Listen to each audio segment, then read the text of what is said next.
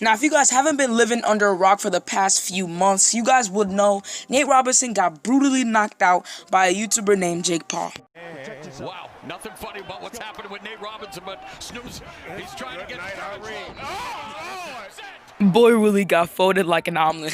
But here are my thoughts of the entire fight from a physical and mental standpoint. I think you guys really want to hear this, so let's dive right into it. Let's start off from a physical standpoint. Now I know Nate Robinson has been preaching this from his entire career. Size does not matter, well, for a lot of people, but I just feel like in boxing, like, size really doesn't matter. You guys see the best boxers are, I think, under 5'8" or something like that. I think, like, what is it, Mike Tyson is like 5'9" or something like that. But like the best boxers are under 5'8". And Nate Robinson's career, bro, I think he's like 5'8", 5'9".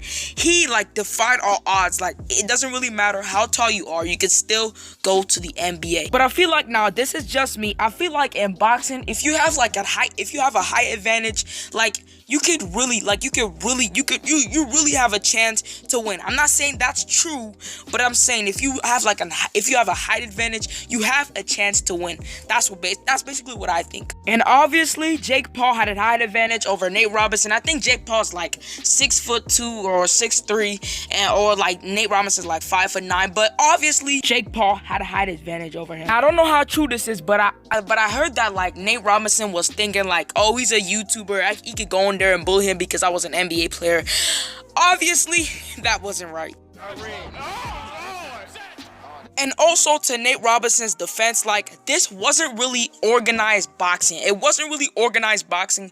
Both of them was throwing like haymakers at each other, and eventually just Nate Robinson gave out and just got knocked out. Basically what I think. But also physically, Nate Robinson was not playing defense whatsoever. He literally got hit with the most haymakers and got knocked out like I think 3 times. Like, I don't know if it's the coach, like whoever coached him, but like it's either like he got coach defense, didn't listen, or like the coach didn't really just teach him defense. Like, I don't know why he wasn't playing defense out there, but the results ended up into a knockout. Now we're gonna get into the mental aspects, but speaking of mental aspects, it must hurt mentally to see all the NBA stars and all like people just like coming out your name and just making memes. Like, if you guys didn't know, he said he was gonna win it for the NBA culture, he's gonna do it for his family, he's gonna do it for all that. But what happened? He got knocked out and he's embarrassed. I think he's still like, props to him because he's still out on Instagram. If that happened to me, bro, I'm deleting my Instagram. Like, I'm deleting it for like about 2 months when it dies down, and then I'm coming back to Instagram, like, straight up. As you guys can see, bro, his Twitter is still running, and you guys know Twitter is the most toxic place on the entire whatever this thing's called, the internet. It's the most toxic place, and it's still active. I don't even think he's tweeted yet, but his Twitter is still active. Props to Nate Robinson for that, bro. You get all respect for that, man. It was so bad, bro. Even LeBron James responded, man.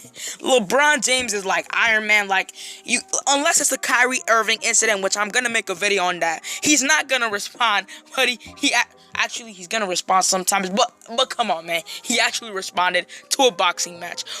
Nate Robinson made history. He made history. Now we're gonna go ahead and get into the mental aspect of boxing. Now, if you can beat the person you're fighting mentally, if you can beat them mentally, you have won the game. Let me explain to you what I think. Now, what I think by mentally beating your opponent is that, like, bro, there's the body shots, bro. If you take too many consecutive body shots and kicks to the leg, bro, you're gonna tap out.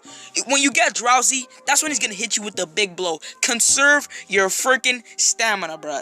That is the mental aspect of boxing, bro. It's really tough to do. That's why I feel like LeBron James could be really good at basketball if he trained, because LeBron James spent like 95 days and like 93 nights in the bubble and stuff like that, and he still won an NBA championship. So that's why I think, I'm not being a LeBron James stan right now, but I'm just saying, if LeBron James were to play in the MMA or do boxing, he would have like a long career, not a long career, but like a decent career. Probably win some games, probably lose some games. I don't know. I'll take a look at what I'm talking about. Instantly get into the game, dead tired, and pause the video, please. Gets hit. What he should have done is he should have hugged. Now, I know a lot of people hate hugging, but like, bro, any means possible to win, you gotta do what you gotta do. Now, this is just terrible defense, terrible blocking. Wham, gets smacked, and now he's down. Like, Floyd Mayweather is pissed off right now. He's pissed. Alright boys, that is it for the video, man. Hopefully you guys did enjoy. There's not really much I could talk about that's gonna interest you, so what I have to talk about is what I have to talk about, and hopefully you guys enjoyed it. But yeah, the reason why I quit off this channel is because I just lost interest. You know, I lost interest, but I think I found my interest back, and I think I'm gonna post more videos. Hopefully post more videos. Thank y'all so much for watching, and I'm out. Peace.